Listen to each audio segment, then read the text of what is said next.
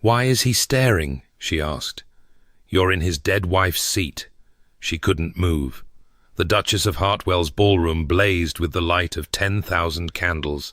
Their flames reflected and multiplied in mirrors that lined the walls until the room seemed infinite, a glittering universe contained within 4 walls of gilt and marble.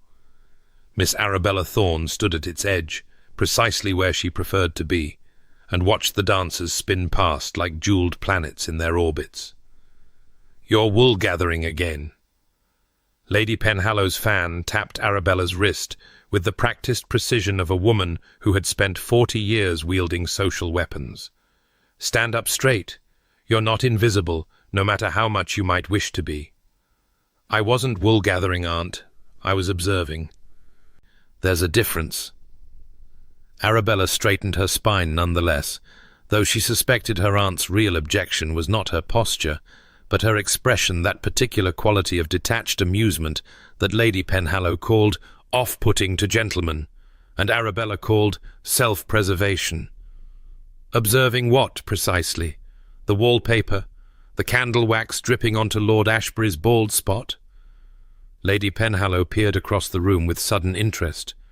"Oh, it is dripping. How delightful.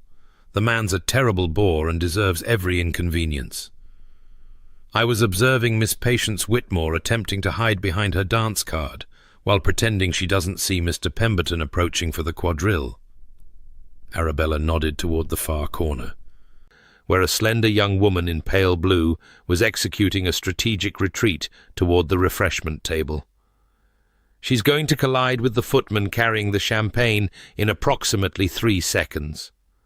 They watched. Patience Whitmore collided with the footman.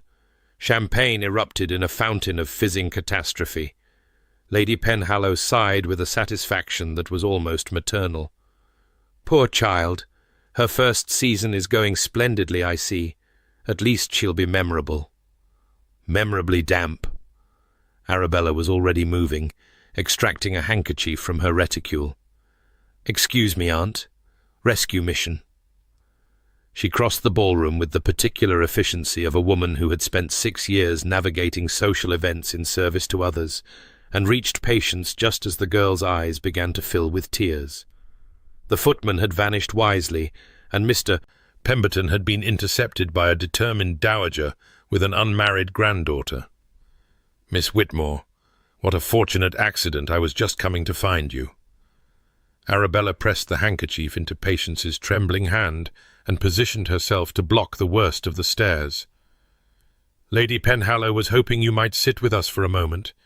She has a question about your mother's rose garden that simply cannot wait." Patience blinked, her panic receding behind confusion. "My mother's rose garden?" "Desperately urgent question. Life or death? Well, plant life or plant death, which is nearly as serious." Arabella guided her gently but firmly toward the chairs where Lady Penhallow waited, her expression one of benevolent conspiracy. "The champagne rather improved that dress, I think. Gave it some sparkle it was lacking." "You're very kind." Patience dabbed at her bodice, which was indeed now glittering with droplets. "But everyone saw. Everyone always sees when I make a fool of myself. It's as though I have a talent for public humiliation." "Then we share a talent, Miss Whitmore, and I assure you it becomes easier to bear with practice." Arabella deposited her safely beside Lady Penhallow. "Now, take a breath, accept a glass of ratafia, and remember that by tomorrow someone else will have done something far more scandalous, and you'll be entirely forgotten." She meant it as comfort. It was not until the words left her mouth that she heard the other truth in them, the truth of her own life, her own careful cultivation of forgettability. But Patience was already accepting the ratafia that Lady Penhallow had conjured from somewhere, and the moment passed. "You're very good at that," Lady Penhallow remarked, when Arabella settled into the chair beside her. "Rescuing damsels from distress. One might almost think you'd had practice." "One might." Arabella smoothed her skirt's serviceable dove-grey silk, well made but unremarkable, chosen precisely because it would draw no attention. It's a useful skill in a companion. You're not my companion. You're my niece. I'm both, Aunt. We've discussed this. And I've told you it's unnecessary. I have money enough to support me in idleness while I contribute nothing and wait to become a burden on my cousins when you die." Arabella kept her voice light, but there was steel beneath it. "Thank you. No. I prefer to be useful." Lady Penhallow's eyes narrowed, seeing more than Arabella wished to reveal. But she let the matter drop, as she always did, because for all her sharp tongue, Margaret Penhallow understood that some walls existed for good reason. "Very well. Make yourself useful, then. I'm feeling faint from the heat. There must be 300 people crammed in here, and the Duchess has apparently never heard of opening a window. Secure us seats in the supper-room before the crush, and I'll follow in a moment. The supper-room won't be open for another half-hour at least. Which is precisely why you should go now, before some ambitious mamma plants her daughters in all the good seats. Go. Shoo." Lady Penhallow fluttered her fan. "Find somewhere quiet. I know you're desperate to escape the noise." Arabella was, in fact, developing a headache from the relentless assault of music and chatter and cloying perfume. She rose, grateful for the excuse. "I'll find us a corner. Not too much of a corner. I need to see who's sitting with whom and making what alliances. Somewhere with good sight lines but minimal foot traffic. You should have been a general, Aunt." "I would have made an excellent general. Now go." The supper-room was indeed nearly empty, the footman still laying out the elaborate display of cold meats and jellies and hothouse fruits that would feed the hungry dancers. Arabella surveyed the space with an experienced eye, cataloguing seats the way a military strategist might catalogue terrain. Too near the door traffic. Too near the windows draft. Too near the centre exposure. There. In the far corner, a small table set slightly apart from the others, positioned where one could observe the entire room while remaining largely unobserved. Perfect. She claimed it, settling her aunt's shawl over the back of one chair to mark it as occupied, then sat in the other and allowed herself a moment of blessed quiet. The noise of the ballroom was muffled here, reduced to a distant hum. The candles were fewer, the light softer. She could breathe. The poetry of this particular solitude was a familiar friend. As a child, she had hidden in window seats with books, while her father's parishioners filled their small house with noise and need. As a young woman in her one disastrous season, she had sought out empty corners where she could recover from the effort of pretending to be someone worth noticing. Now, at 26, she had perfected the art of disappearance, not the dramatic kind, not the running away, but the gentle kind, the fading into usefulness until one became part of the furniture of other people's lives. It was comfortable, this invisibility. It was safe. And if sometimes, late at night, she felt the weight of it pressing on her chest like a stone, well, that was simply the price of survival. She was considering whether to fetch wine for herself or wait for her aunt when she became aware that she was being watched. The sensation prickled along her skin like the warning before a storm. She looked up, scanning the room still mostly empty, just footmen and one or two early arrivals, and then she saw him. He stood in the doorway on the opposite side of the room, a glass of wine in his hand, utterly motionless. Dark hair threaded with silver at the temples, a face that might have been carved from granite, all sharp angles and shadowed eyes. Tall, broad-shouldered, dressed in immaculate black evening clothes that seemed to absorb the candlelight rather than reflect it. And he was staring at her with an intensity that stopped her breath. Not staring at her with admiration, she had long since ceased expecting that, and would have been suspicious if she received it. Not staring with the idle curiosity of a bored aristocrat surveying the available entertainment. No. He was staring at her as though she had done something unforgivable, as though she had risen from the dead, or stepped out of a painting, or committed some transgression so profound that he could not find words for it. His eyes were grey. Even across the room she could see that they were grey, and that they were full of something that looked very much like pain. She could not move. The moment stretched, elastic and strange, the rest of the room fading to nothing around the fixed point of his gaze. Arabella's heart hammered against her ribs. She should look away. She should rise and leave. She should do something, anything, other than sit frozen in this chair while a stranger looked at her as though she had murdered someone he loved. "Arabella, Arabella, are you quite well? You've gone pale as milk."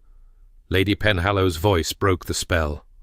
Arabella gasped, air rushing back into lungs she hadn't realized she was holding still, and turned to find her aunt lowering herself into the opposite chair with a concerned frown. Yes, I'm fine. Aunt." She forced the words out through a throat that had gone inexplicably dry. "There's a man across the room." Why is he staring?" Lady Penhallow glanced over her shoulder with the casual confidence of a woman who had faced down more terrifying adversaries than any lone gentleman. The confidence lasted approximately 2 seconds. Then she went as pale as Arabella felt. "Oh," she said faintly. "Oh, my dear." "What? Who is he?" Lady Penhallow turned back, her face a careful mask that did not quite hide the alarm beneath. "That is Lord Blackmere, the Earl of Blackmere, Edmund Ashworth."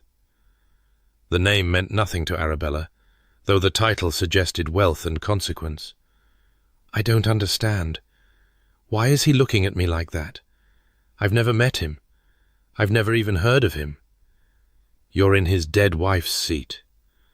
The words landed like stones in still water, their ripples spreading outward into silence. "What?" "His wife." "Cecilia." Lady Penhallow's voice dropped to a whisper, though Lord Blackmere was too far away to hear. "She died 3 years ago in childbed. The baby died too.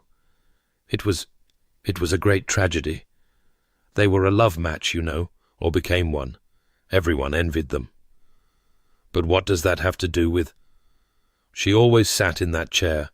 Every ball, every dinner, every social occasion she claimed this exact spot, this exact table, this exact corner. She said it had the best view for watching the follies of the ton." Lady Penhallow's hand fluttered toward the room, encompassing everything and nothing. "Lord Blackmere hasn't attended a social function since her funeral. Not one. Tonight is the first time in 3 years that he's appeared in society. And I'm sitting in her chair." Arabella's voice sounded strange to her own ears.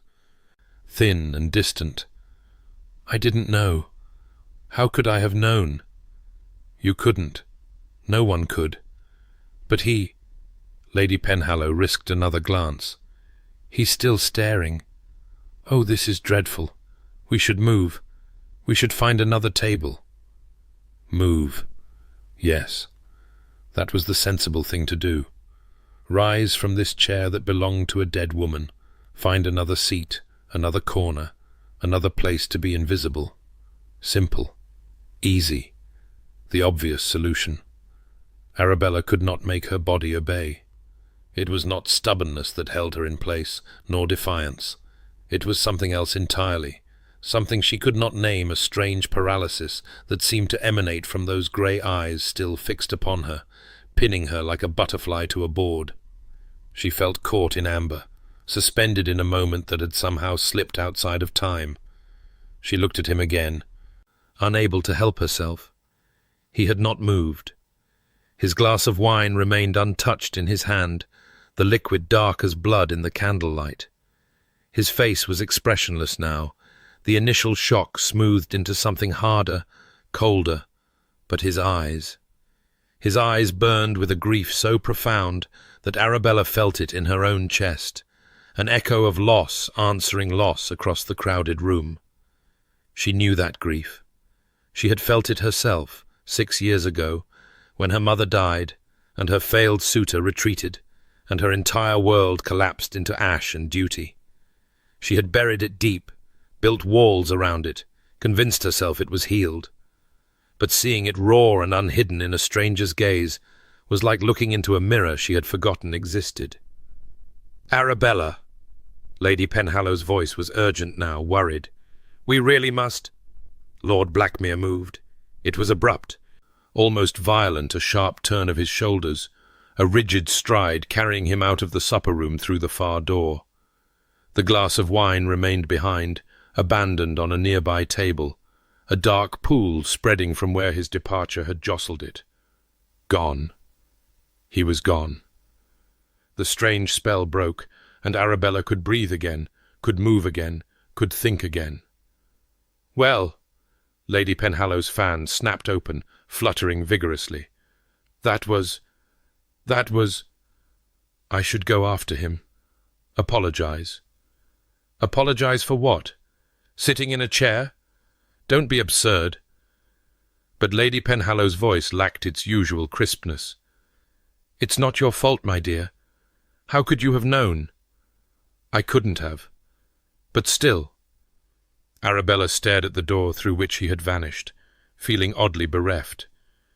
"He looked at me as though I had stolen something precious. I feel I should explain—" "Explain what? That chairs don't have memories? That the dead don't reserve seats at balls?" Lady Penhallow shook her head.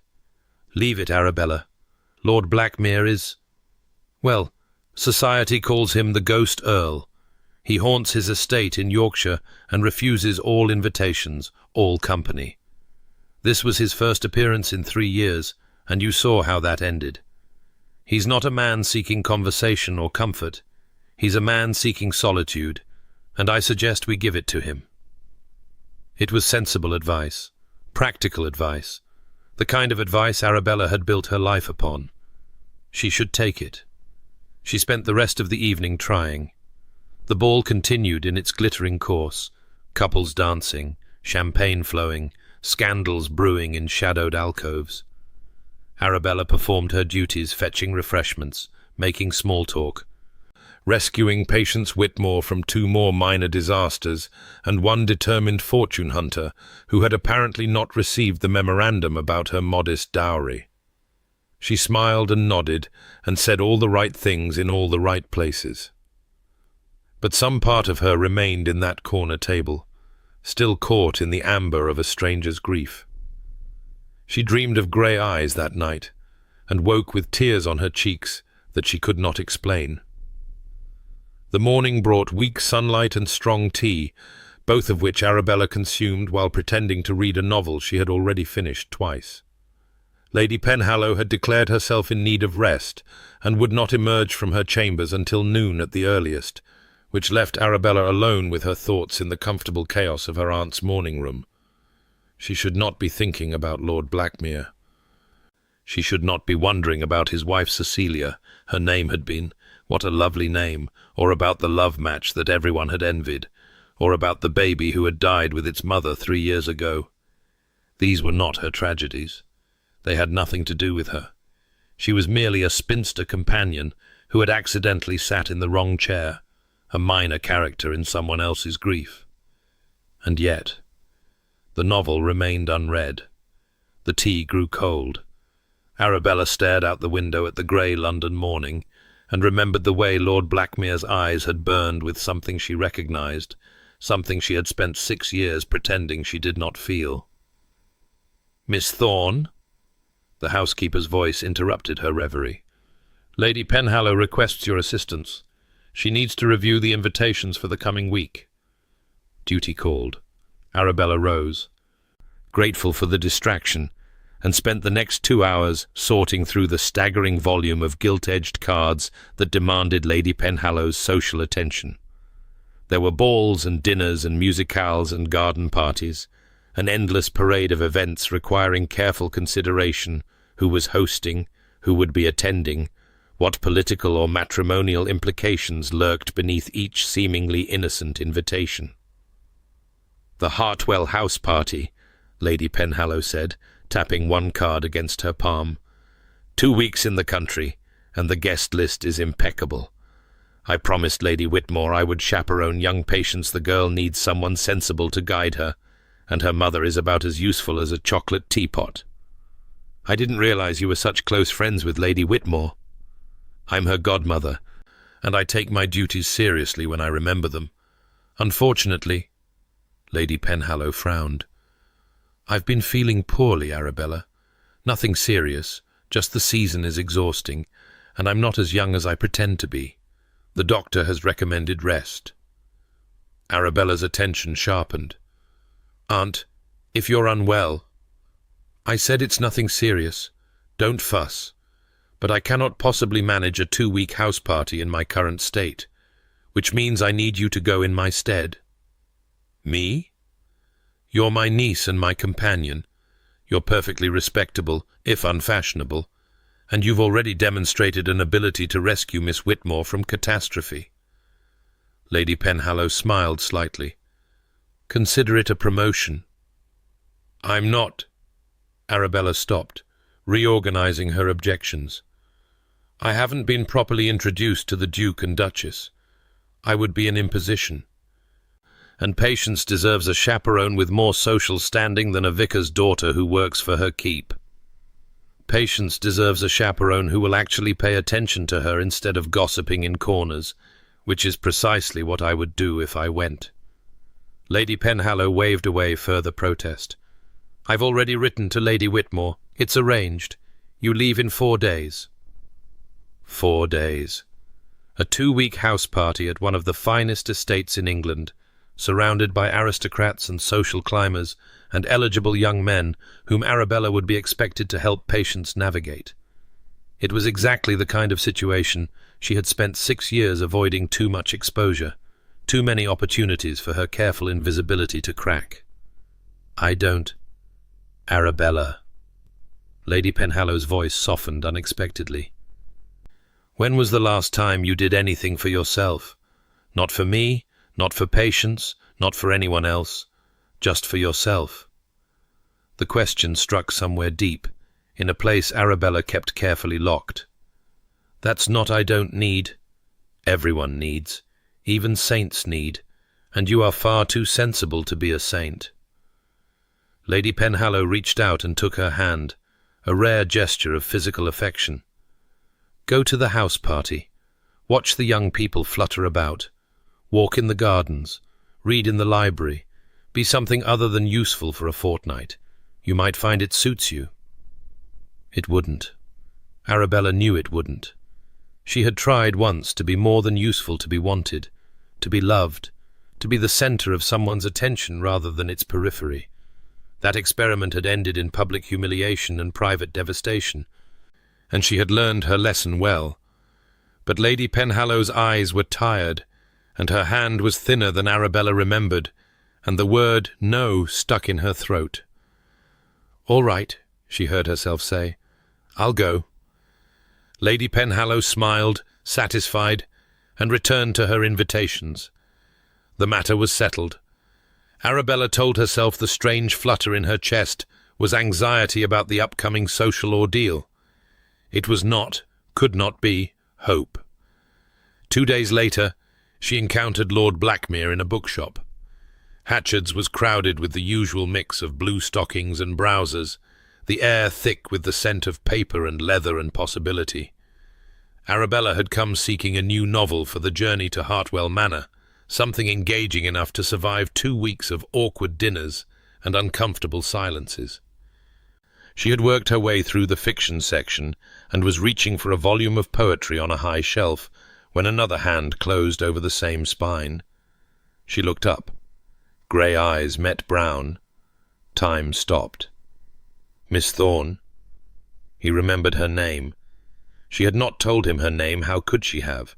They had not been introduced, but he had clearly made inquiries. The knowledge sent a peculiar shiver down her spine. Lord Blackmere. They stood frozen, hands nearly touching on the book between them, while the ordinary bustle of the shop continued around them like water flowing past 2 stones. I owe you an apology, he said. His voice was deeper than she had expected, roughened by disuse. For the other evening, I behaved—" He stopped, seemed to struggle with words. "I behaved badly." "You could not have known that I was sitting in your wife's chair?" The words came out more direct than she intended, but Arabella had never mastered the art of polite evasion. "My aunt explained. I am so sorry for your loss, Lord Blackmere." Something flickered in his eyes, surprise, perhaps, at her frankness. Most people avoid mentioning her. They speak around her, as though she were a social embarrassment rather than a woman who lived and died and mattered. Most people are cowards about grief. They fear it's contagious. And you don't? Arabella considered the question seriously, as she considered most questions. "I think grief is simply love with nowhere left to go. It seems cruel to pretend it doesn't exist." Lord Blackmere stared at her for a long moment, something shifting behind his careful facade. Then, slowly, he released the book they had both been grasping. "You take it," he said. "I have a copy already. Several copies, actually. It was your wife's favourite." "Yes." The word was barely a whisper. "How did you know?" Arabella looked at the spine still beneath her fingers. "In Memoriam by Alfred, Lord Tennyson. A meditation on loss and faith and the strange persistence of love beyond death. Of course it would have been Cecilia's favourite. Because it would have been my mother's favourite too, if she had lived to read it." She drew the book down from the shelf, holding it carefully in both hands. "She died 6 years ago. I read this at her grave on the anniversary, every year." She had not meant to say that. She never spoke of her mother, not to anyone, not even Lady Penhallow, who had loved her sister dearly. But something about Lord Blackmere's grey gaze invited confession, as though his own grief had made him a safe repository for others. "I'm sorry," he said, and the words were not the hollow social formula they usually were. "For your loss. It was a long time ago. Time doesn't heal grief. It only teaches you to carry it differently." Arabella looked up at him, struck by the precision of the observation. "Yes. That's exactly yes." They stood in silence for a moment, two strangers who had somehow stumbled into unexpected intimacy, surrounded by books and browsers, who neither noticed nor cared. "I should go," Lord Blackmere said finally, though he made no move to leave. There are matters requiring my attention. Of course. But He stopped again, the words seeming to cost him something. "I find I am glad to have met you properly, Miss Thorne, under better circumstances than our first encounter. As am I, Lord Blackmere." He nodded once, stiffly, and then he was gone, striding through the shop and out into the grey London afternoon, leaving Arabella standing alone with a book of poetry pressed against her heart. She bought it. She could not have said why, except that something about the encounter had shaken loose a piece of her careful architecture, and she wanted to hold on to it before the walls rebuilt themselves. That night she read In Memoriam by candlelight, and wept for her mother for the first time in years. The journey to Hartwell Manor took most of a day, the carriage winding through increasingly pastoral countryside until the sprawl of London seemed like a distant dream. Arabella shared the vehicle with Lady Whitmore and Patience, the former dispensing endless advice about proper deportment, and the latter receiving it with the glazed expression of someone who had long since stopped listening. "And remember, my dear, a lady never speaks too much or too little, just enough to seem interesting without becoming tiresome. It's a delicate balance." "Yes, mamma." "And never dance more than twice with the same gentleman, unless you wish to signal particular interest, which you should not signal to anyone without consulting me first." "Yes, mamma. And—" Lady Whitmore interrupted herself with a gasp as the carriage crested a hill. "Oh, there it is! Hartwell Manor! Is it not magnificent?" Magnificent was an understatement. The estate sprawled across the landscape like a small city, its golden stone glowing in the afternoon light. Gardens cascaded down terraced hillsides, fountains sparkled in the distance, and the house itself seemed to go on forever, wings and towers and countless windows reflecting the sky like watching eyes. "It's beautiful," Patience breathed, momentarily forgetting her practiced ennui. "It's terrifying," Arabella thought, but did not say. She had known country estates. Her father's vicarage had bordered one, but she had never been a guest at anything like this. The difference between serving at the margins of wealth and being welcomed into its centre was vast, and she felt it acutely as the carriage rolled down the long drive toward the house. The arrival was a chaos of footmen and luggage and effusive greetings. The Duchess of Hartwell welcoming her guests with practised warmth, while servants whisked belongings away to mysterious upper regions. Arabella found herself swept along in the current, introduced to faces she immediately forgot, assigned a room that was larger than her entire childhood home, and instructed that tea would be served in the blue drawing-room at 4 o'clock. She had perhaps an hour to collect herself. The room was beautiful pale blue walls, white mouldings, a bed large enough for a family of 4, but it felt foreign, too fine for someone who had spent 6 years sleeping in the modest comfort of a companion's quarters. Arabella unpacked her small trunk, hanging her few dinner dresses in a wardrobe that could have held 20 times as many, and tried to convince herself that she belonged here. She failed. The view from her window offered some comfort. Gardens stretching toward a distant lake, trees in the first flush of autumn colour, a sky softening toward evening gold. She stood there for a long moment, breathing slowly, reminding herself that she was here for Patience, not for herself. She had a job to do. She could do it. She had been doing it for years. At precisely 4 o'clock, she descended to the blue drawing-room. The company had gathered in elegant clusters, conversations flowing in that effortlessly artificial way of house parties, where everyone knew everyone else, or was pretending to. Arabella scanned the room for Patience, found her seated beside a young woman of similar age, and relaxed slightly. Good. Someone her own age to befriend. Perhaps this would not be as difficult as she had feared. She was making her way toward a quiet corner when she saw him.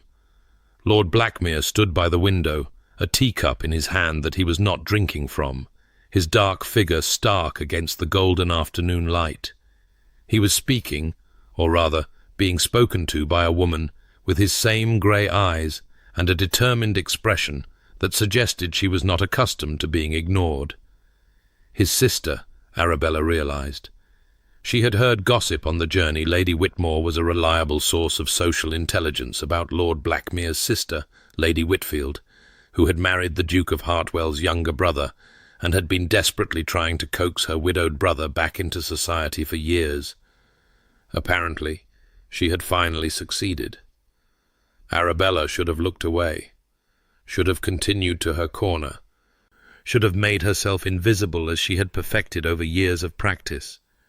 Instead, she stood frozen in the middle of the room, watching Lord Blackmere across the crowd of strangers, remembering the bookshop and the poetry and the strange confession they had shared. He looked up. Their eyes met across the blue drawing-room, across the teacups and the chatter and the golden afternoon light, and Arabella felt the world shift beneath her feet. She was walking into his world of memory and grief. She could feel it closing around her like water, warm and dangerous and impossible to escape. Neither of them looked away. She was not invisible anymore. She was not sure if she was grateful or terrified. Perhaps, she thought, as his grey gaze held hers across the impossible distance, perhaps she was both. The first 3 days of the house party passed in a blur of social obligations that Arabella navigated with the precision of a seasoned campaigner. She shepherded Patience through breakfast conversations and afternoon walks, steered her away from the Viscount, who showed altogether too much interest in her modest dowry, and ensured she was always seated advantageously at dinner.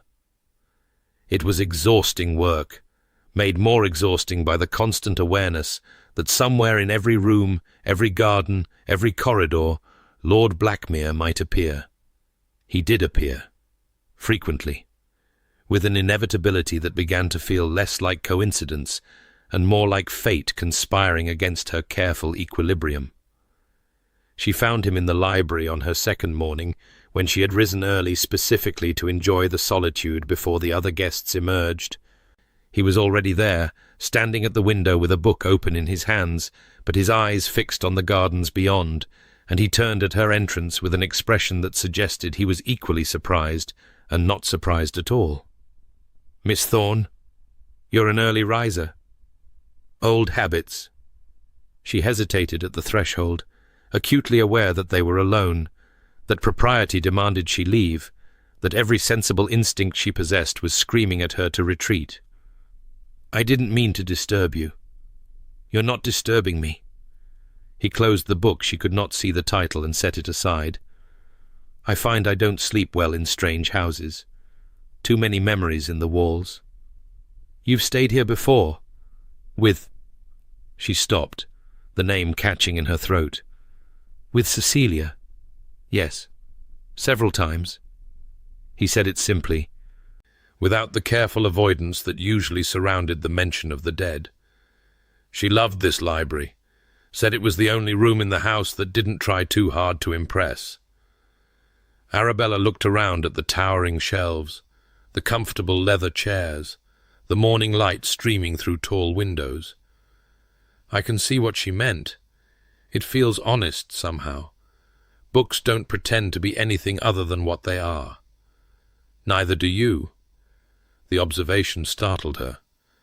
"I beg your pardon?" "You don't pretend." Lord Blackmere moved closer, though he maintained a proper distance between them. "Most people do, constantly pretending interest, pretending indifference, pretending they don't notice the awkward silences when I enter a room. But you don't. You simply say what you think. That's not always a virtue. My aunt says my frankness is off-putting to gentlemen. Your aunt is wrong." He said it with such quiet certainty that Arabella felt heat rise to her cheeks. Honesty is rare enough to be precious. She did not know how to respond to that, so she fell back on practicality. "What were you reading?" He glanced at the abandoned book. "Milton, Paradise Lost. I thought perhaps something appropriately bleak for my mood, but I find I've lost patience for self-indulgent misery, even beautifully written misery." "That seems like progress." "Does it?" His mouth curved in something that was almost a smile. "My sister would be pleased to hear it. She's been trying to convince me that rejoining the living was a good idea. I've spent 3 days proving her wrong by being terrible company at every meal." "You haven't seemed terrible to me." "That's because I've been avoiding you." The admission came without pretense or apology. "I wasn't certain I could trust myself to be civil." "And now?" "Now I find that I sought out the library specifically because I remembered you mentioning to Lady Hartwell that you intended to explore it this morning." He met her eyes directly, that grey gaze steady and disconcertingly honest. "I'm not certain what that means, Miss Thorne, but I thought you should know." Arabella's heart was doing something complicated in her chest, something she had not felt in 6 years and had no intention of feeling ever again. She clasped her hands together tightly, as though physical restraint could contain emotional chaos. "Lord Blackmere. Edmund." The word escaped him before he could stop it, and something flickered across his face, surprise at himself, perhaps. "My name is Edmund. I realize it's entirely improper for you to use it, but I find I am very tired of propriety." "Edmund." She tested the name carefully, feeling the weight of it on her tongue.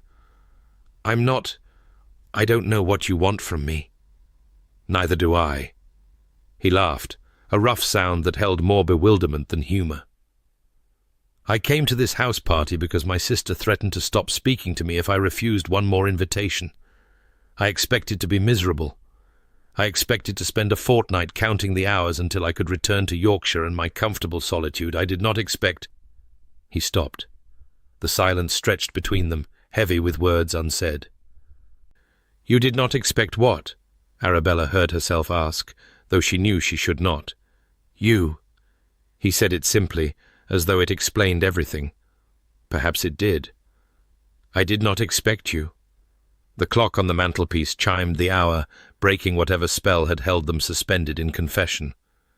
Arabella stepped back, putting necessary distance between them. "I should go. Patience will be wondering where I am." "Of course." He did not try to stop her, did not move to follow. "Miss Thorne Arabella." She turned at the door, caught by the sound of her name in his voice. "I am glad you came to this house party," he said quietly. "Whatever else happens, I want you to know that." She fled before she could respond, before she could say something unwise, before the walls she had spent 6 years constructing could crumble entirely. It was not until she reached the safety of her room that she realized he had called her Arabella without asking permission, and she had not minded at all. The following days developed a pattern that Arabella recognized, with growing alarm, as dangerous. She and Edmund. She could not stop thinking of him as Edmund now, though she was careful never to say it aloud, crossed paths with a frequency that strained the boundaries of coincidence. He appeared at her elbow during the garden tour, pointing out the roses that Cecilia had loved, and the fountain where she had once pushed him in fully clothed, as revenge for some forgotten slight. He materialized beside her at dinner, claiming the seat that the hostess had clearly intended for someone else, and spent the entire meal asking her opinion on books and poetry and the state of the modern novel.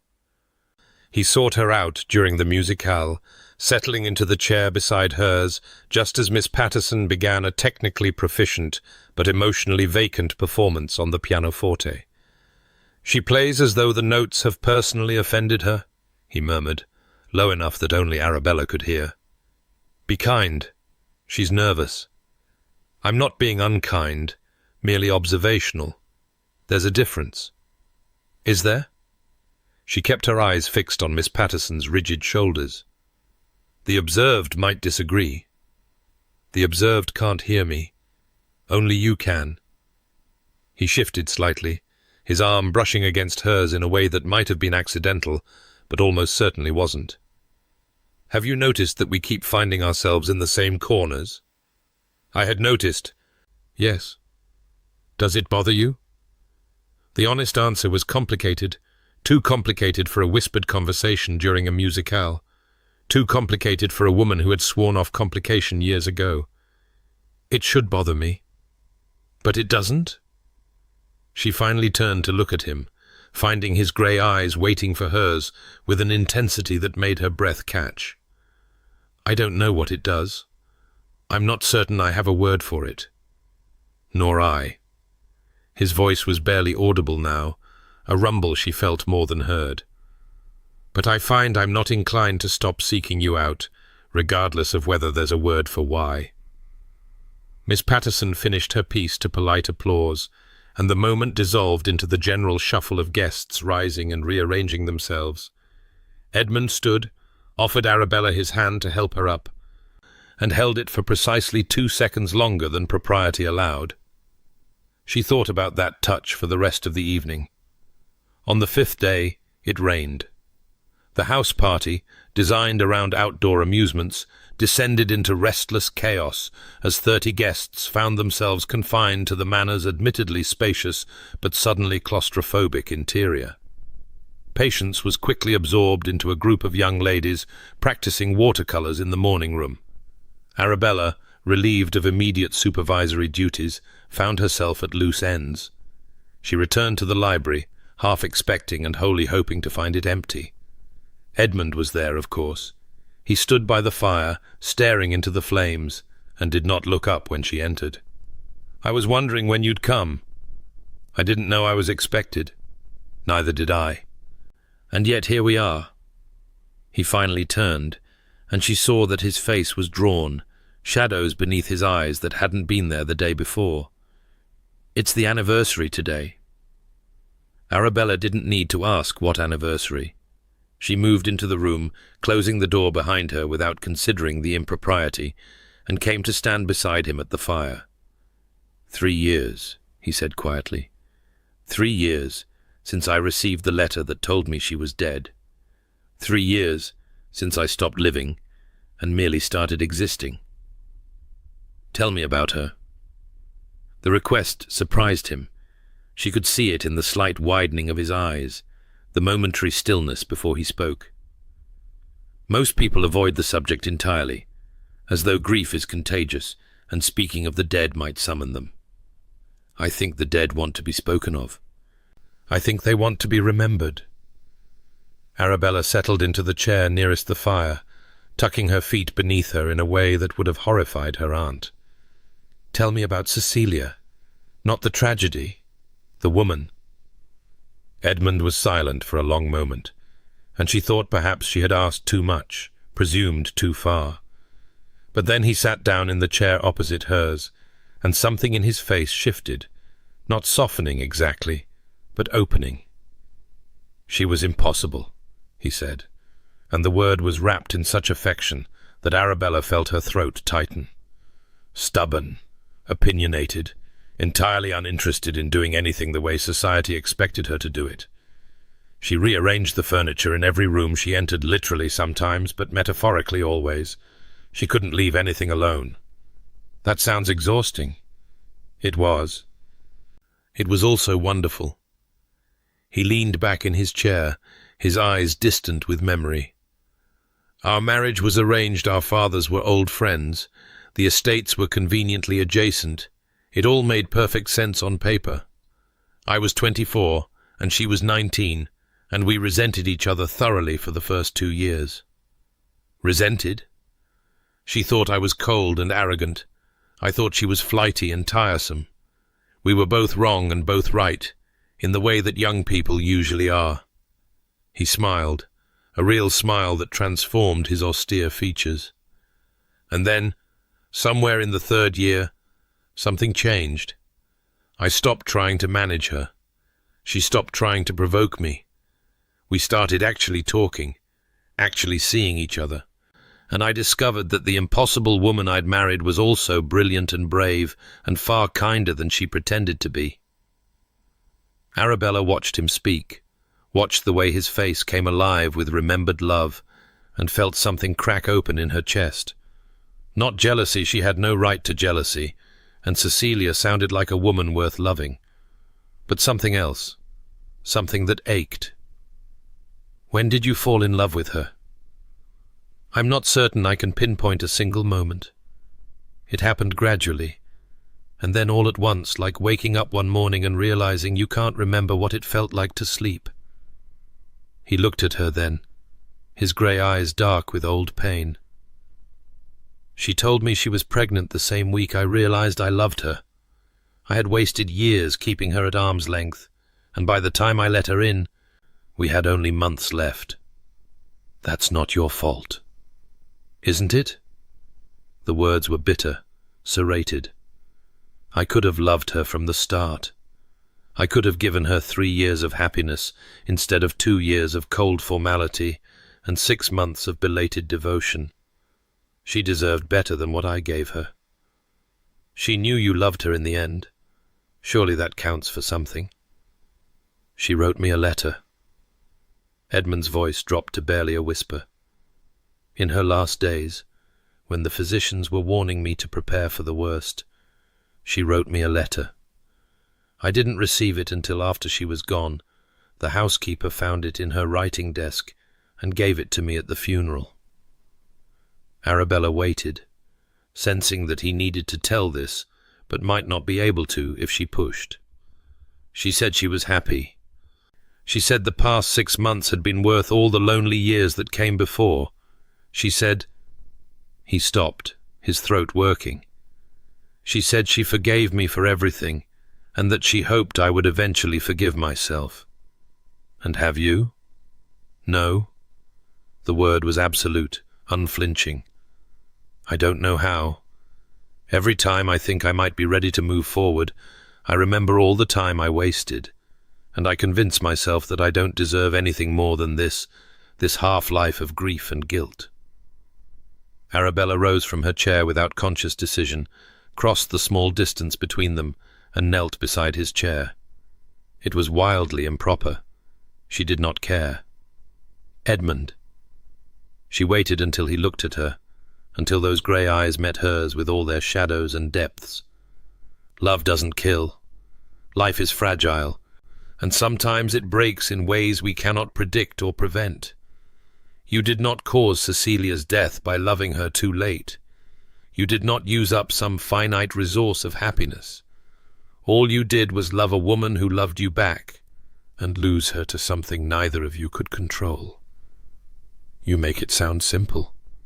It isn't simple. Grief never is. But it doesn't have to be a prison either. She took his hand, another impropriety, another thing she should not do, and held it between both of hers. You said yourself that you're tired of merely existing. Cecilia told you she hoped you would forgive yourself. Perhaps it's time to try. He stared at her for a long moment, something shifting behind his eyes. Old walls showing cracks, old certainties beginning to crumble. Then, very slowly, he lifted his free hand and touched her face. Just a brush of fingers against her cheek, barely there, but Arabella felt it through her entire body. "How do you do this?" he murmured. "How do you see through walls I've spent years constructing?" "I have walls of my own. Perhaps that makes them easier to recognize in others. Tell me about yours." She should withdraw. She should stand up, make an excuse, flee to the safety of her room and the familiar armor of self-deprecation. Instead, she found herself speaking. "I had one season. I was 20. My father had just died, and my mother thought it would help us both to have something to focus on the practical business of finding me a husband." The old humiliation rose in her throat, but she pushed through it. "There was a man, Mr. Arthur Crawford. He was handsome and charming and said all the right things, and I was young enough and foolish enough to believe him. What happened? He was a fortune hunter. He thought my aunt's wealth would pass to me. My mother had allowed the impression to persist, hoping it would attract suitors for her plain, practical daughter." Arabella tried to smile and failed. "When he discovered I would inherit nothing but my father's books and my mother's recipes, he ended the courtship as publicly as possible. He announced our broken understanding at a ball, the same ball where we were supposed to announce our engagement. He called me a scheming nobody who had tricked him with false pretenses. He sounds like a man who deserved to be shot. He was a man who wanted money and found a girl who had none. I can hardly blame him for his disappointment." The old defensive phrases came easily, worn smooth by years of repetition. "The scandal ended my season. My mother died 3 months later. They said it was her heart, but I think it was shame. She blamed herself for raising my expectations, for allowing the deception, for failing to secure my future. That wasn't your fault either. Wasn't it?" She echoed his earlier words back to him without meaning to. "I should have known better. I should have been more practical, less romantic, less willing to believe that someone could actually—" She stopped, unable to finish. "Could actually love you?" The words hung in the air between them, painfully accurate. "I learned my lesson," Arabella said quietly. "I learned to make myself useful instead of hoping to be loved. Useful has value. Useful doesn't depend on beauty or fortune or any of the things I lack. I can be useful for the rest of my life without risking what happened before." "And is that enough? Being useful?"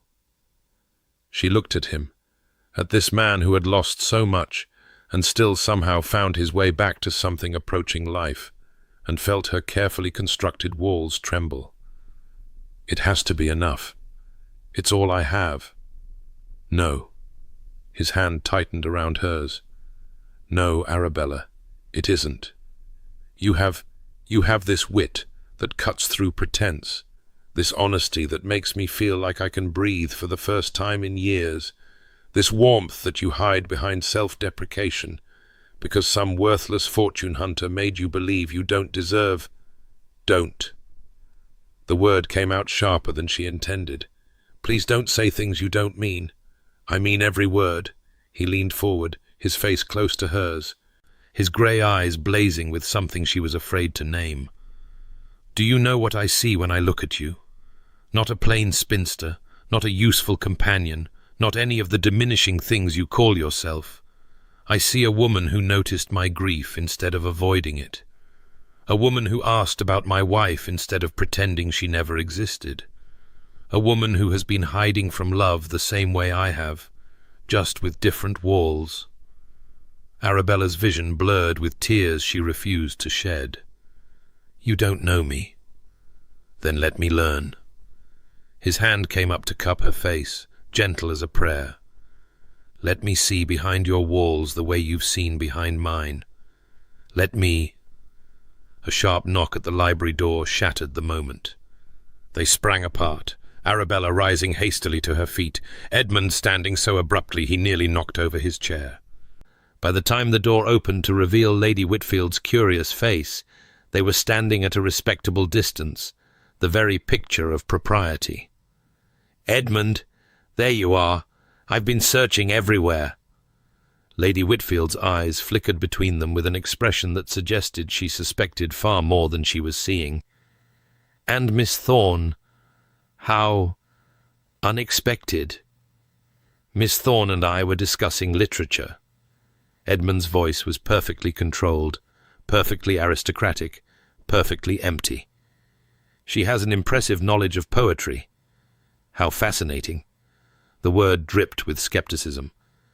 I hate to interrupt your literary discourse, but the other guests are gathering for games in the drawing room.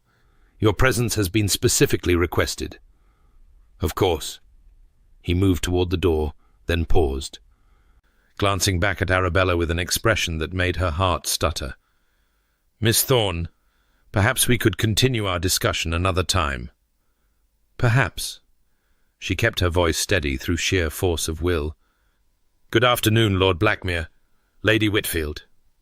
They left.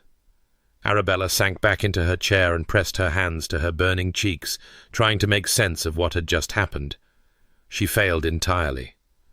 Lady Whitfield cornered her the following evening. Arabella had been expecting it. The older woman's suspicious glances at dinner had made her intentions clear, but the location surprised her. Not a private sitting room or a secluded corner, but the gardens themselves, where Arabella had gone to escape the increasingly stifling atmosphere of the house party. "Miss Thorne, might I join you?" It was not really a question. Arabella nodded, and Lady Whitfield fell into step beside her, her silk skirts rustling against the gravel path. "I'll be direct," Lady Whitfield said after a moment of silence. "My brother tells me you are friends." "I believe we are, yes. He hasn't had a friend in 3 years. He hasn't had much of anything in 3 years' conversation, society, interest in the world around him. And now, after less than a week in your company, he's speaking of poetry and seeking out libraries and almost smiling at dinner." Lady Whitfield stopped walking, forcing Arabella to stop as well. "I should be grateful to you, but you're not. I'm concerned." The older woman's grey eyes, so like her brother's, were sharp with warning. "Edmund is not well, Miss Thorne. Not emotionally, not mentally. He has been in a kind of suspended grief for 3 years, and I fear that any attempt to pull him out too quickly will only push him deeper in." "I'm not attempting to pull him anywhere." "Aren't you?" Lady Whitfield's voice was not unkind, but neither was it gentle. "I've watched you together. The way he looks at you, the way you look at him there, is something building between you, whether you intend it or not. And I am here to tell you that it cannot end well." Arabella felt the words like a blade between her ribs, but she forced herself to meet Lady Whitfield's gaze without flinching. "You believe I am pursuing your brother. I believe you are both lonely people who have found unexpected comfort in each other's company. That is dangerous, Miss Thorne, especially when one of those people is a grieving widower, and the other is—" She stopped, seeming to catch herself. "A vicar's daughter with no fortune and no prospects," Arabella supplied. "A spinster companion who has no business hoping for anything more than usefulness." Lady Whitfield had the grace to look uncomfortable. "That is not what I meant." "But it is what you meant." Arabella's voice was calm, though her heart was anything but. "You're not wrong, Lady Whitfield. I have no business hoping for anything from your brother, and I assure you I am not foolish enough to do so. We are friends, unlikely friends, perhaps, but friends nonetheless. That is all." "Can you be certain that is all Edmund wants?" The question struck somewhere deep, in the place where Arabella kept her most dangerous hopes locked away. "Your brother lost his wife 3 years ago. He loved her deeply, he still loves her. Whatever comfort he finds in my company, it is the comfort of a kindred spirit, nothing more. I am not Cecilia, and I would never presume to try to be." "That is precisely my concern." Lady Whitfield's voice softened unexpectedly. "Edmund loved Cecilia, yes, but he also punished himself for loving her too late. If he allows himself to care for you, if he begins to hope again, and then something goes wrong, I fear it will destroy whatever is left of him." Arabella heard the genuine love beneath the warning, the desperate protectiveness of a sister who had watched her brother suffer and could not bear to see him suffer more. She understood it. She even respected it. But it still hurt. "I will be careful," she said quietly, "for both our sakes. But I will not pretend your brother means nothing to me, because that would be a lie. And I have never been skilled at lying." Lady Whitfield studied her for a long moment, something shifting in her expression. "No, I don't believe you have." She sighed. "For what it's worth, Miss Thorne, I don't dislike you. Under different circumstances, I think I might even like you very much. But Edmund is fragile, and I have to protect him even from people who might genuinely mean him well." "I understand. Do you?" Lady Whitfield began walking again, slower now. "He's changed since meeting you. At first I thought it was good that perhaps you were bringing him back to life. But now I'm not certain whether you're saving him or giving him hope he cannot afford to have." Arabella had no answer for that. She had been asking herself the same question for days. They walked the rest of the path in silence, and when they parted at the house, something had shifted between them. Not friendship, not yet, but perhaps the beginnings of understanding. That night, Arabella lay awake in her elegant borrowed bed and tried to convince herself that Lady Whitfield was right. Edmund was not capable of love any more. Pursuing him would only end in heartbreak for them both. She should withdraw, should rebuild her walls, should return to the comfortable invisibility that had kept her safe for 6 years. She should. She knew she should. But when she closed her eyes, she saw his face in the library, the way he had looked at her when he said, "Let me learn," and she knew that withdrawing would not protect her heart. It was already too late for that. The next afternoon brought the picnic, a sprawling affair by the lake that seemed designed to maximize opportunity for romantic mishaps. Arabella spent most of it managing Patience, who had developed an obvious attachment to Mr. James Ashford, a pleasant young man with excellent prospects and an unfortunate tendency to be completely oblivious to female interest. "He barely looked at me during luncheon," Patience whispered, as they walked along the water's edge, safely out of earshot of the other guests. "I wore my best dress, and he barely looked. Mr. Ashford is shy with ladies. Give him time." "But the party ends in 4 days. How can I give him time when there is no time left?" Arabella recognized the urgency of young love, the desperate sense that everything must happen now or never happen at all. She had felt it herself once, with Arthur Crawford, that grasping need that had made her so vulnerable to his false courtship. "Patience, listen to me." She stopped walking, turning to face the girl with gentle seriousness. "Real affection does not need to be rushed. If Mr. Ashford's regard is genuine, it will survive the end of this house party. If it needs to be forced or hurried, it was never genuine at all." "But how can I know which it is if I don't try?" "You try by being yourself, your real self, not some performed version you think he wants to see. And you trust that if he's worth having, he'll see you and choose you without manipulation or urgency." Patience's eyes widened. "You sound as though you're speaking from experience." "I am." Arabella smiled ruefully. "I learned the hard way that rushed affection is usually false affection. I would spare you the same lesson if I can." They continued walking, Patience thoughtful now rather than agitated, and Arabella allowed herself a moment of satisfaction at having navigated a potential crisis. Perhaps she was better at this chaperoning business than she had thought. Then she looked up and saw Edmund standing 20 feet away, watching her with an expression that made her heart stop. He had been speaking with a group of gentlemen. She could see them continuing their conversation behind him, oblivious to his departure. But now he stood alone, his grey eyes fixed on her with an intensity that felt almost physical. She should not go to him. She should not give Lady Whitfield more evidence of an improper attachment. She should stay with Patience and perform her duties and pretend she did not feel the pull between them like a cord around her heart. "Miss Thorne." Patience touched her arm gently. "Go. I'll be perfectly fine here. There's Miss Bradley and Miss Ashworth by the refreshment table, and I promise not to elope with anyone while you're gone." "That's not funny." "It's a little funny." Patience smiled, older suddenly than her 19 years. "You've been watching out for me all week. Let someone watch out for you for a moment." Arabella went. She did not run.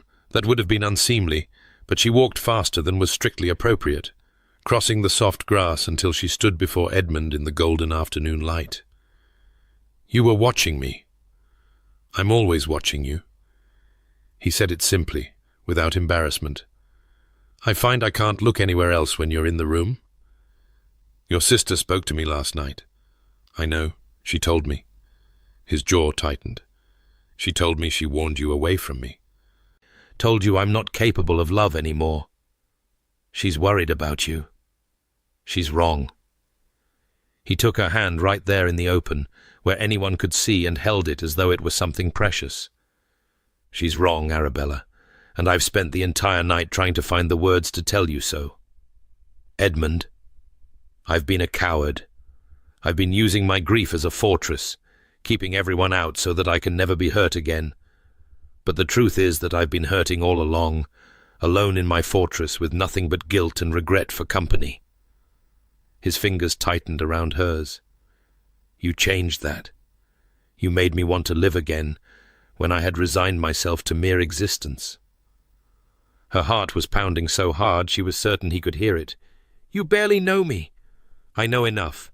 I know you see through pretense. I know you face pain honestly instead of hiding from it. I know you've been telling yourself for years that you're not worthy of love, and I know that you're wrong, just as wrong as I've been." He was saying everything she had dreamed of hearing, everything she had convinced herself she would never hear. It was terrifying and wonderful and completely impossible. "I'm nobody," she whispered. "I'm plain and poor and practical. I'm not the kind of woman men love." "You're exactly the kind of woman I love." The word hung between them, shimmering with potential. "I didn't expect it. I didn't want it.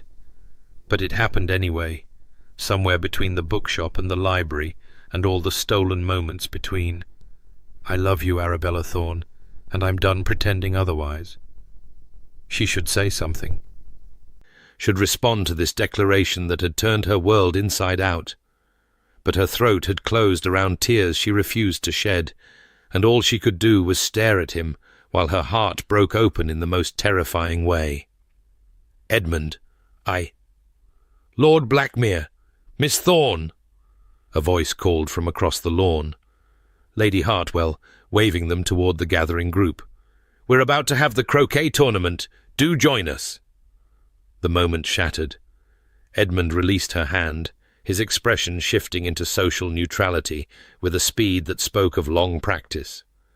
When he spoke again, his voice was controlled, but his eyes said everything his words could not. "We'll continue this conversation later. Tonight, after dinner. Meet me in the garden by the fountain." It was reckless. It was improper. It was exactly what Lady Whitfield had warned her against. "I'll be there," Arabella heard herself say. She spent the rest of the afternoon pretending to care about croquet, while her mind spiraled through every possible outcome of the evening ahead. She never made it to the garden. The crisis began at dinner, with a whispered conversation Arabella was not meant to overhear. Two young ladies, hidden behind a pillar, their voices carrying just far enough to reach her ears. "Did you hear? Miss Whitmore is planning to meet Mr. Barrett in the stables after midnight. She thinks they're going to elope." "Mr. Barrett? The horse trainer? But he's not even—" "I know. Her mother will be devastated. But apparently she's convinced he loves her, and she's tired of waiting for Mr. Ashford to notice her." Ice flooded Arabella's veins. She abandoned her half-eaten dinner and went in search of Patience, finding her in the drawing-room, her face flushed with excitement, her eyes too bright. "Miss Whitmore, a word, if you please." Patience followed her into the corridor, her expression shifting from excitement to wariness. "Miss Thorne? Is something wrong?" "You tell me." Arabella kept her voice low but steady. "What is this I hear about the stables at midnight?" The colour drained from Patience's face. "I don't know what you—" "Don't lie to me. I'm not your enemy, Patience. I'm trying to help you." Arabella took the girl's hands, forcing her to meet her eyes. "Mr. Barrett is not who you think he is. Elopement is not the romantic adventure you imagine. It is ruin complete and irreversible ruin. Your family will be disgraced. Your future will be destroyed. And for what? A man who will be bored of you within a month?" Patience's eyes filled with tears. "You don't understand. James doesn't even see me. Mr. Barrett, he says I'm beautiful. He says he loves me. No one has ever said that to me before." "Then he's a liar who preys on lonely young women who don't know their own worth." Arabella's voice cracked with unexpected emotion. "I was you once, Patience. I believed a man who said what I wanted to hear, and it destroyed me. Don't make my mistake. But it's different. It is never different. Pretty words from unworthy men are always the same. They promise everything and deliver nothing but heartbreak." Arabella gripped her hands tighter. "Please, Patience. Trust me. Stay in your room tonight. Let me help you find a man who deserves you. Someone who sees you clearly and loves you honestly. Not someone who exploits your loneliness." Patience wavered, tears streaming down her cheeks, caught between romantic fantasy and the harsh truth Arabella was offering. The moment stretched, agonizing. I can't." "You can. You're stronger than you know." Arabella softened her voice, pulled the girl into an embrace that was entirely improper for a chaperone, but entirely necessary for a frightened young woman. "Promise me you won't go to the stables. Promise me you'll give yourself a chance at something real." A sob shuddered through Patience's body. Then, finally, a whispered word. "I promise." Arabella held her until the tears subsided, then escorted her to her room and stayed with her until exhaustion pulled her into sleep. By the time Patience's breathing steadied, it was well past midnight. The garden rendezvous was impossible now. Arabella returned to her own room, changed into her nightclothes, and sat by the window watching the darkness beyond. Somewhere out there, Edmund was waiting for her by the fountain, waiting for an answer to his declaration, waiting for hope. She should go to him, should explain, should tell him that she had been detained by duty, not by doubt. But the evening's crisis had shaken something loose inside her, all the old fears, all the old certainties about her own unworthiness. Patience had believed a false lover because she was desperate to be seen, to be chosen, to matter. How was Arabella any different? Wasn't she just as desperate, just as vulnerable to pretty words from a man who could not possibly mean them? Lady Whitfield's warning echoed in her memory. He is not capable of love any more. And even if he was, even if his feelings were genuine, what future could there be for an earl and a vicar's daughter? She would be a scandal, an embarrassment, a target for the very society that had already rejected her once. The old walls began to rebuild themselves, brick by defensive brick. By morning, she had convinced herself that she knew what she had to do. She found Edmund in the breakfast room, dark circles under his eyes suggesting he had slept as poorly as she had. He looked up when she entered, hope and hurt warring in his expression. "Arabella, last night, I was detained." She kept her voice carefully even. "Miss Whitmore required my attention. There was a crisis. I waited for 2 hours. I'm sorry. I should have sent word." He rose from the table, came to stand before her with that searching grey gaze that seemed to see through every wall she erected. "You're pulling away. I can feel it." "I'm being practical." The words tasted like ash in her mouth. "What happened between us, the conversations, the connection, I am grateful for it, Lord Blackmere, truly. But I think we both know it cannot lead anywhere. Cannot or should not. Those are very different things. In this case, they're the same." She forced herself to meet his eyes, to speak the lies she hoped would protect them both. "You're a grieving man who has been isolated for 3 years. I'm a lonely spinster who was kind to you at a vulnerable moment. It's natural that we might mistake gratitude for something deeper, but it would be wrong to act on that mistake." "Is that what you truly believe?" His voice was quiet, but there was steel beneath it. "That everything I said to you yesterday was merely misplaced gratitude?" "I believe—" Her voice caught, and she had to force herself to continue. "I believe that I am not the kind of woman men love. I am useful, Lord Blackmere. Useful for conversation, for companionship, for practical matters. But I am not. I have no illusions about what I am." She did not say, "Your sister told me you are broken beyond repair." She said instead, "I know I am not Cecilia." The words landed like stones. Edmund went very still, his face draining of colour, and she saw something shatter behind his eyes. "No," he said finally, "you are not Cecilia." She had expected relief. What she felt instead was devastation. I should see to Patience." She turned toward the door, unable to bear another moment of his wounded gaze.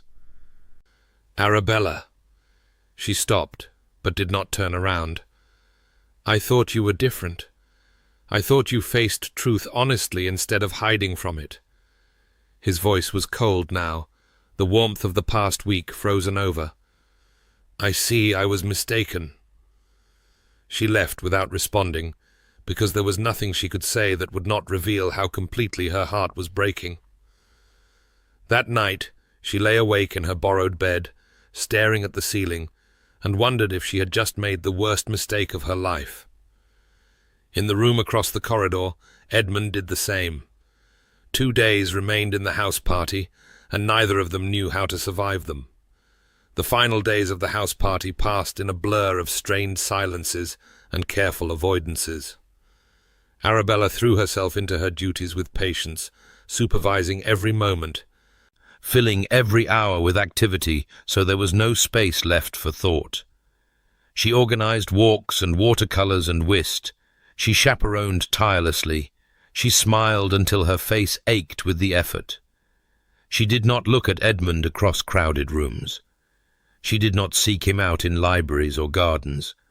She did not allow herself to remember the way his hand had felt holding hers, or the sound of her name in his voice, or the impossible, terrifying, wonderful words he had spoken by the lake. "I love you, Arabella Thorne." She had destroyed that love with her own hands. She had taken something precious and fragile and crushed it beneath the weight of her fear. And now she had to live with the consequences. Patience, at least, seemed to be recovering from her near disaster. She had spent a tearful morning confessing everything to Arabella, how Mr. Barrett had approached her during a riding lesson, how he had flattered and pursued her, how desperately she had wanted to believe someone found her desirable. The confession had ended with Patience weeping in Arabella's arms, and Arabella fighting back tears of her own. "How did you know?" Patience had asked. "How did you know he wasn't sincere?" "Because sincere men don't ask you to meet them in stables at midnight. Sincere men court you properly, in the light of day, where the world can see." Arabella had smoothed the girl's hair, remembering her own naivety at that age. "Sincere men don't make you feel desperate. They make you feel safe. Have you ever felt that? Safe with someone?" The question had pierced straight through Arabella's carefully constructed defences. She had thought of Edmund in the library, his hand gentle on her cheek, his voice saying, "Let me learn." She had thought of the fountain by the lake, where he had waited for hours for a woman who never came. "Once," she had whispered. "I felt it once."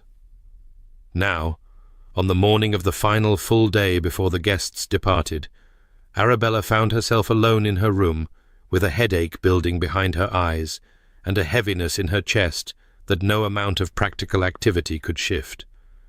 She had slept poorly for 3 nights running, her dreams haunted by grey eyes and words she could not unsay. A knock at the door interrupted her brooding. "Miss Thorne? Are you unwell?" It was the housekeeper, her face creased with concern. Arabella realized she had missed breakfast, unforgivable negligence from a chaperone. "Just a headache. I'll be down shortly." But when she tried to stand, the room tilted alarmingly. The stress of the past week, the sleepless nights, the emotional turmoil, it had all caught up with her at once. She sat back down heavily, pressing her hand to her forehead, and felt the unmistakable heat of fever against her palm. "You're burning up." The housekeeper had entered without permission, her hand cool against Arabella's brow. "Back to bed with you, miss. I'll send for the physician." "No, I can't. Patience needs—" "Miss Whitmore will survive a day without supervision. You, on the other hand, need rest." The housekeeper was already rearranging pillows, summoning maids, taking control with the brisk efficiency of a woman who had managed far greater crises than one feverish spinster. "I'll inform Lady Hartwell.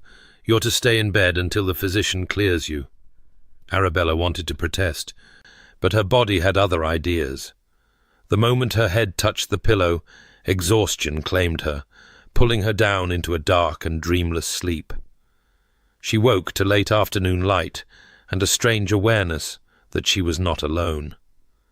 Lady Whitfield sat in the chair beside her bed, her grey eyes so like her brother's watching Arabella with an expression that was difficult to read. Not hostility, but something more complex, something that might have been regret. "You're awake. Good. The physician says it's exhaustion more than illness you've been running yourself into the ground." Lady Whitfield poured water from a pitcher and held the glass to Arabella's lips. "Drink." Arabella drank, too weak to argue. "Patience is being looked after by my sister-in-law. She's perfectly fine. Better than fine. Actually, young Mr. Ashford finally noticed she existed and has been monopolizing her attention all day."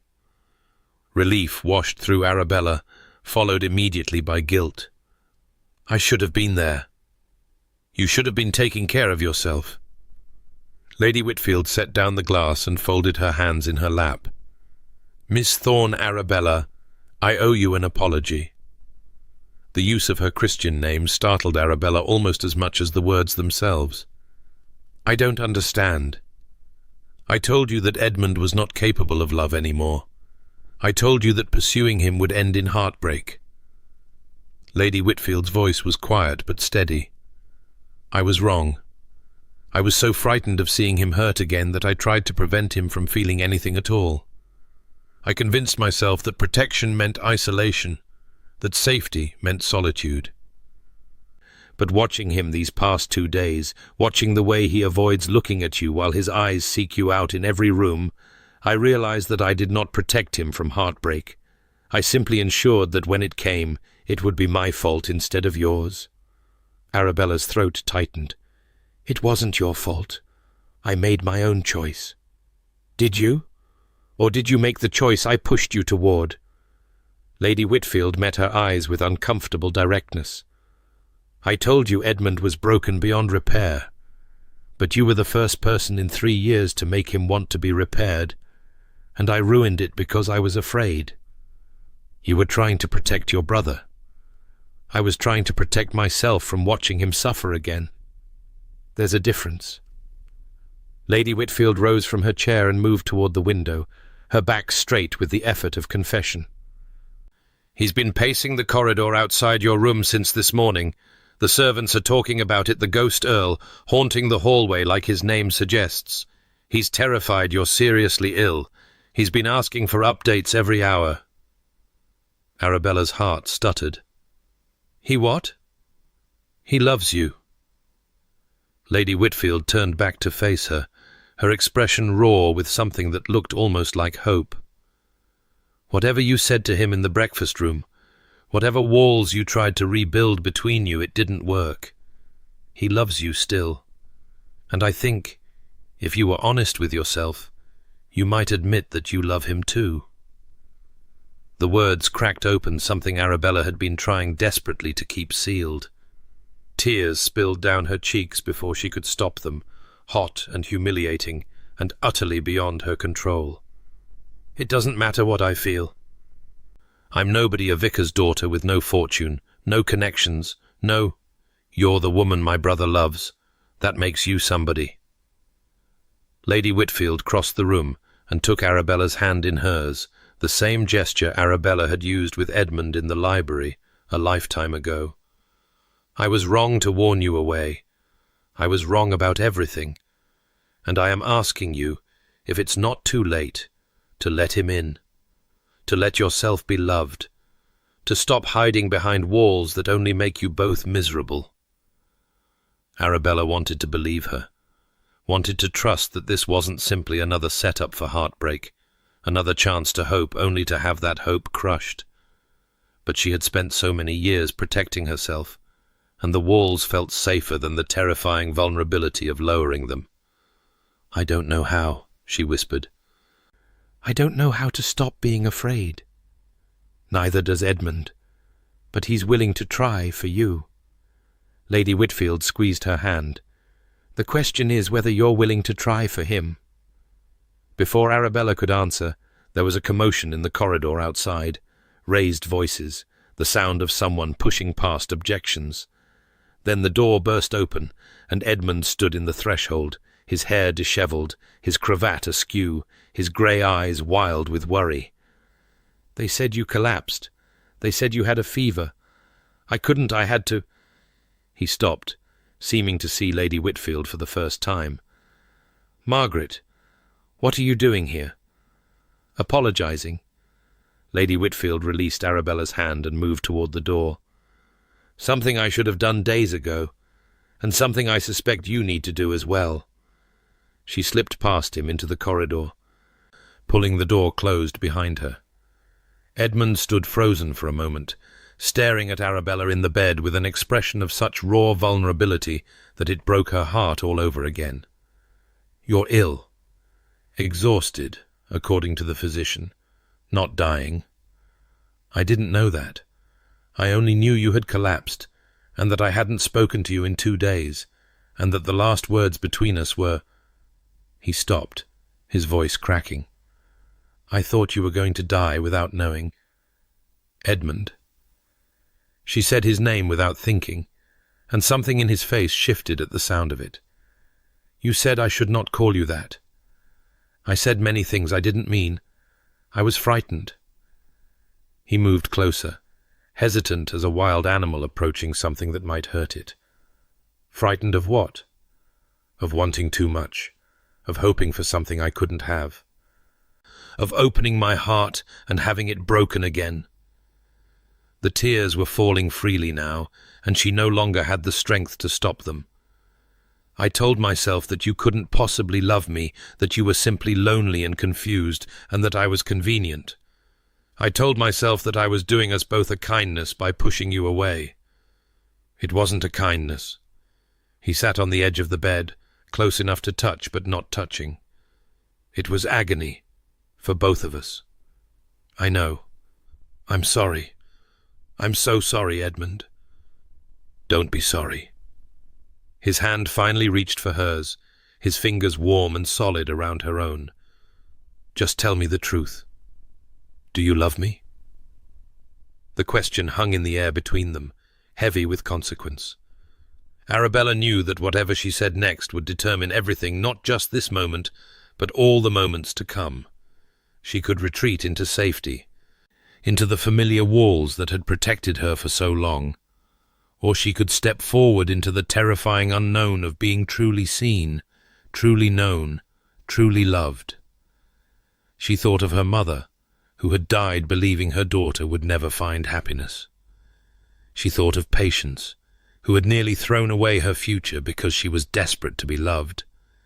She thought of Edmund's wife, who had forgiven him for all the wasted years and wished him joy in whatever life he had left. She thought of all the walls she had built, and how lonely she had been behind them. "Yes." The word came out broken, barely audible. "Yes, I love you.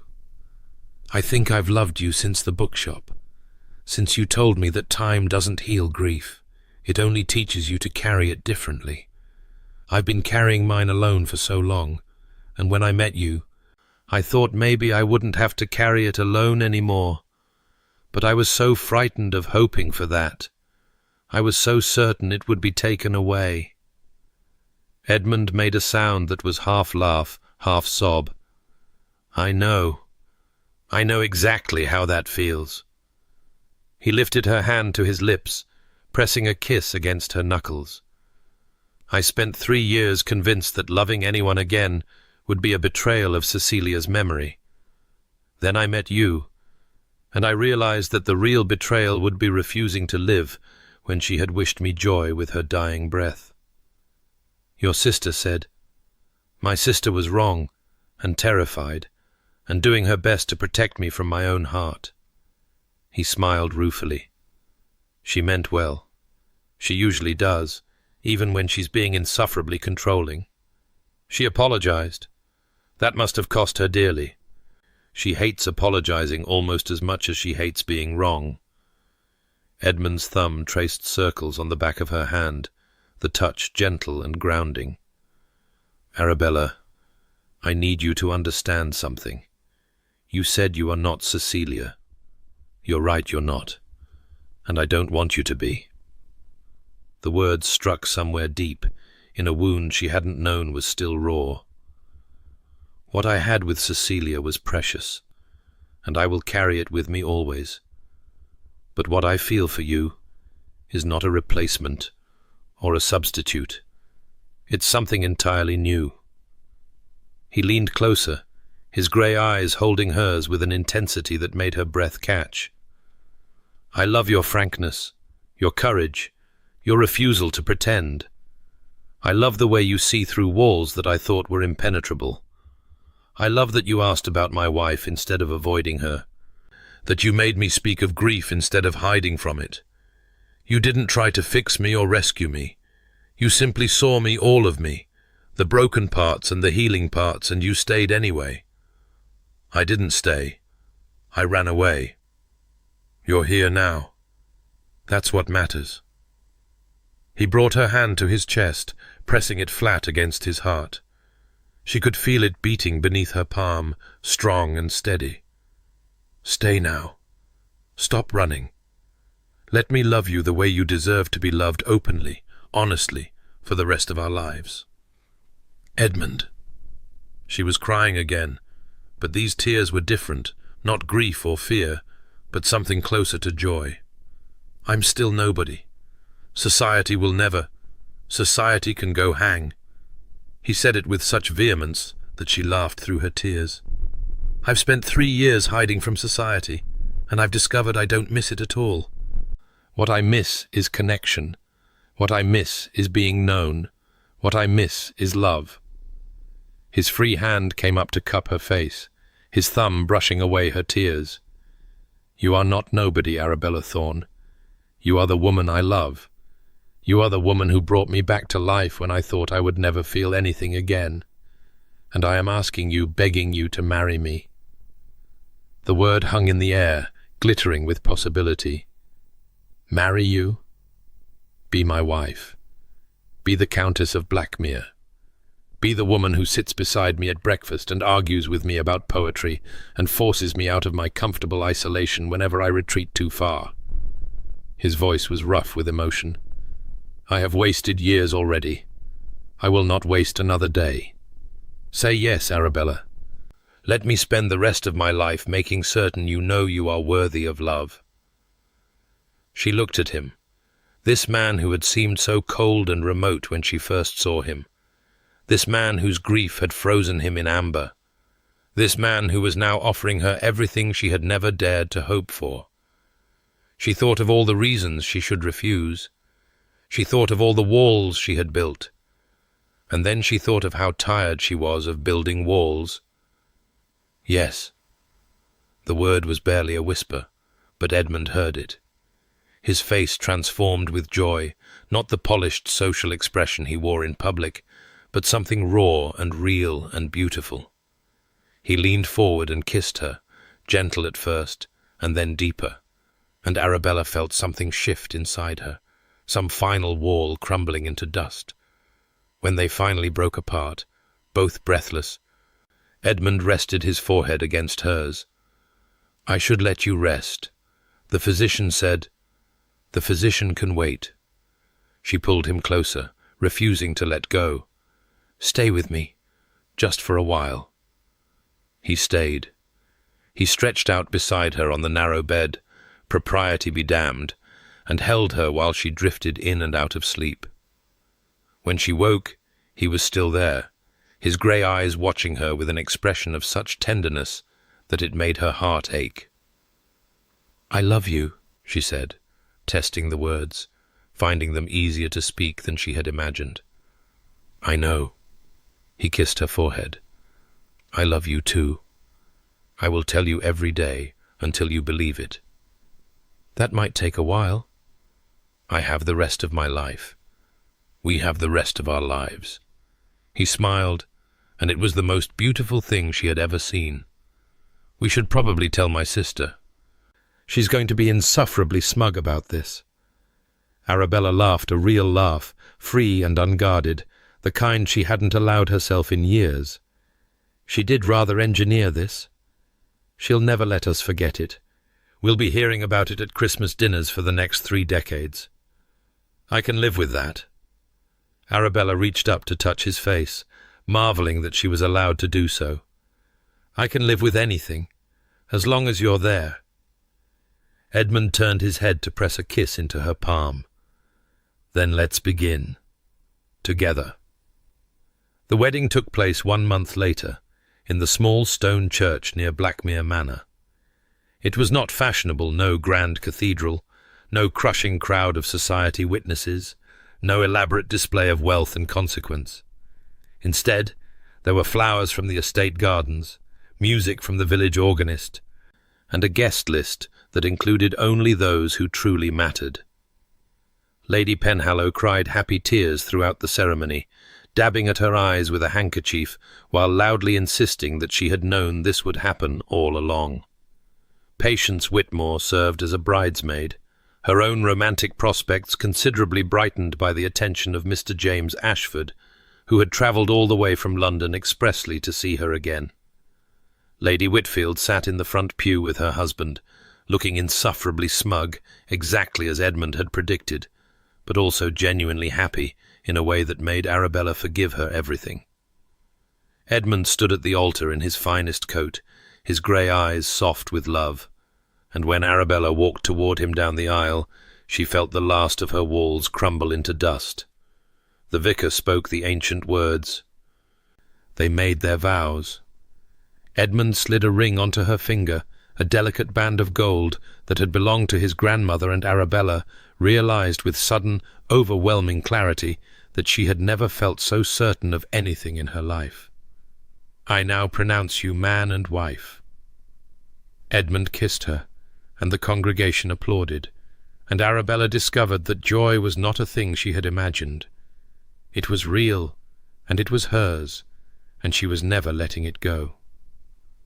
The wedding breakfast was held at Blackmere Manor, a sprawling pile of grey stone that Edmund had warned her was draughty in winter and prone to mysterious creaking sounds at night. Arabella had told him she didn't care she had lived in a vicarage held together by prayer and habit, and a bit of draughtiness was nothing compared to genuine happiness. Now, as she stood in the great hall surrounded by people who loved her, she felt that happiness like a physical warmth in her chest. Lady Penhallow was regaling anyone who would listen with tales of Arabella's childhood cleverness. Patience was dancing with Mr. Ashford, her face glowing with the particular joy of young love returned. Lady Whitfield was deep in conversation with the local magistrate's wife, probably plotting something that would benefit the village and annoy someone important. And Edmund was at her side, his hand warm in hers, his presence steady and real and permanent. "Lady Blackmere," he said the title with obvious relish. "How does it feel?" "Strange. Wonderful. A bit terrifying." She leaned into his shoulder, marvelling at how natural the gesture felt. "Ask me again in a year. I'll ask you every day for the rest of our lives." He pressed a kiss to her temple. "You never need to be invisible again, you know. Not with me." She looked up at him, this man who had seen through her walls from the very beginning, who had loved her even when she was too frightened to let him. "I know. It might take me a while to remember that, but I know. Then I'll remind you, every day, until you believe it. And then I'll keep reminding you anyway, just to be certain." Arabella laughed, and the sound was lighter than it had been in years, free of the weight of expectation and fear and carefully constructed invisibility. She was visible now. She was seen. She was loved. It was, she thought, the greatest transformation of all. 8 years later, the Countess of Blackmere sat in the morning room of Blackmere Manor, reviewing household accounts while simultaneously mediating a dispute of considerable urgency. "But Thomas had it first. I had it first. William is lying. Am not. Are too." Arabella set down her pen and regarded her 2 sons with the calm authority of long practice. Thomas, 7 years old, with his father's grey eyes and his mother's stubborn chin, clutched one end of a wooden horse.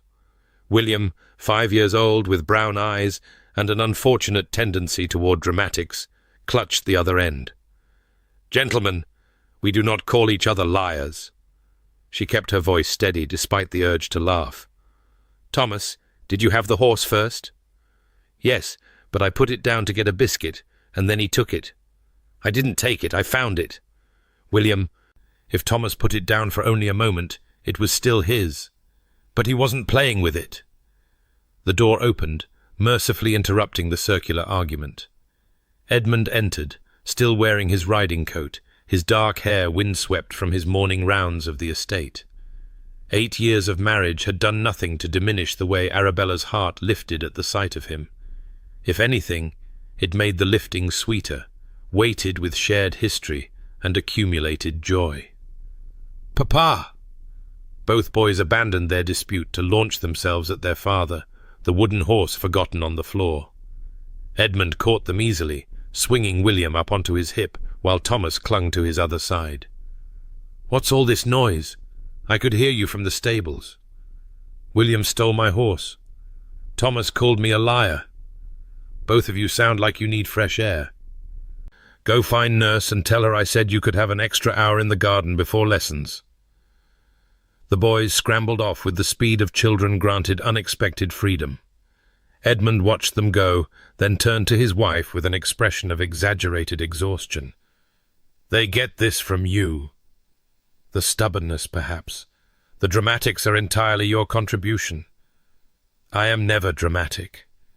He crossed the room to stand behind her chair, his hands coming to rest on her shoulders. "What are you working on?" "Household accounts. Mrs. Hammond wants to hire a new scullery maid, and I'm trying to determine if the budget allows for it." "The budget allows for whatever you say it allows for.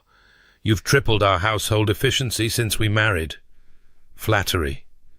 But she leaned back into his touch, letting her eyes close for a moment. "How was your ride?" "Productive. The tenant farmers are pleased with the new drainage system, and I received word that Lady Whitfield is coming for a visit next week, with her entire brood in tow." "Good. The children have been missing their cousins." "Have they? Or have they been missing the opportunity to form alliances against unsuspecting adults?" Arabella laughed. "Both, probably." Edmund leaned down to kiss the top of her head. "I also received a letter from Patience Lady Ashford now, I should say. She's delivered safely of a daughter." "How wonderful. We must send our congratulations." "Already done. I took the liberty of ordering flowers in your name." He moved around her chair and sat on the edge of the desk, facing her. "Do you know what today is?" Arabella set down her pen, recognizing the quality of his attention. "Thursday? It's the anniversary of the Hartwell house party. 8 years since you walked into that drawing room and made me remember what it felt like to be alive. I thought the anniversary we celebrated was our wedding." "We celebrate that too. We celebrate everything." He took her hands, lifting them to his lips. "I have wasted too much time not celebrating in my previous life. Now I intend to mark every joy, no matter how small." The drawing room wasn't exactly a joy. I seem to recall a great deal of confusion and fear and running away. The running away was temporary. The joy was permanent. He smiled, that particular smile that still made her heart stutter after 8 years. "Thank you, Arabella." "For what?" "For sitting in that chair. For being impossible to ignore. For forcing me to feel again when I thought feeling was too dangerous." His grey eyes held hers with the intensity that she had learned to recognize as love. "For giving me Thomas and William and Elizabeth. For building a life with me that I never thought I would have." Elizabeth, their daughter, barely 3 months old, currently sleeping in the nursery under the watchful eye of her nurse. Arabella thought of that small face, those grey eyes so like her father's, and felt the familiar swell of love that motherhood had brought her. "You've given me just as much," she said. "More, perhaps. You made me believe I was worth loving." "You are worth loving. I will spend the rest of my life proving it, if necessary. I believe you now." "It only took 8 years. Then I'll spend the next 8 years making certain you never forget."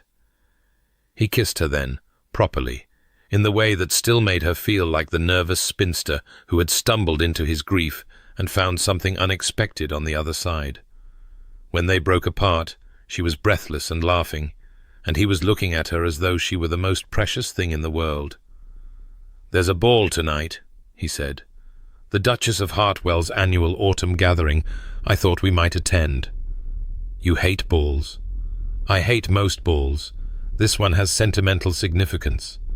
He stood, offering her his hand. "Besides, I want to dance with my wife.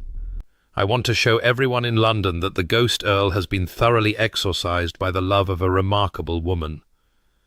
Arabella took his hand and let him pull her to her feet. "I'm not remarkable." "You are. You always have been.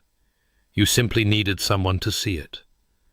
They stood together in the morning room, surrounded by the evidence of the life they had built, the scattered toys, the half-finished accounts, the sound of their children's laughter drifting in from the garden. It was not the grand romance of novels, perhaps. It was something better. It was real. That evening they attended the ball. The Duchess of Hartwell's ballroom was as magnificent as Arabella remembered. 10,000 candles, mirrors multiplying the light to infinity, the cream of London society swirling in their silks and satins. But tonight, Arabella did not hover at the edges. Tonight, she moved through the crowd with her hand on her husband's arm, acknowledged and admired, visible in ways she had never imagined possible. They greeted old friends and made new acquaintances. They danced twice, which was the proper number, and then they danced a third time, which was not proper at all, but felt exactly right. Lady Whitfield watched them with an expression of satisfaction that had not diminished in 8 years. Patience, attending her first ball since her daughter's birth, positively glowed with happiness. Near midnight, Edmund drew Arabella away from the crowd and into the supper-room. She knew immediately where they were going. The corner table was empty. It often was now, since word had spread that the Earl and Countess of Blackmere had a particular attachment to that spot. Edmund pulled out the chair that had once belonged to Cecilia, the chair where Arabella had sat by accident on a night that changed everything.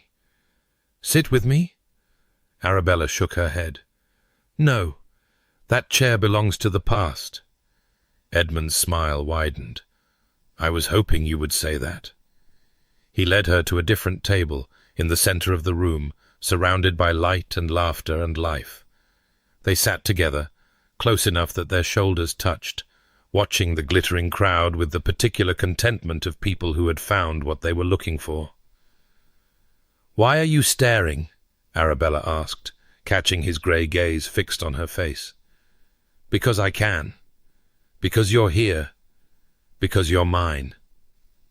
He took her hand under the table, his thumb tracing familiar patterns on her palm. "Because I love you. I love you too." It was simple in the end. All the walls she had built, all the fears she had carried, all the years she had spent convincing herself she was unworthy, they had been necessary once, perhaps. They had protected her when she needed protection. But they had also kept out the very thing she needed most. She had learned to let them down. Edmund had learned the same. Together, they had built something new, not a fortress, but a home. Not a defense against pain, but an embrace of joy. The empty chair stayed empty, a memorial to love lost and love remembered. But they did not look at it anymore. They were too busy being happy.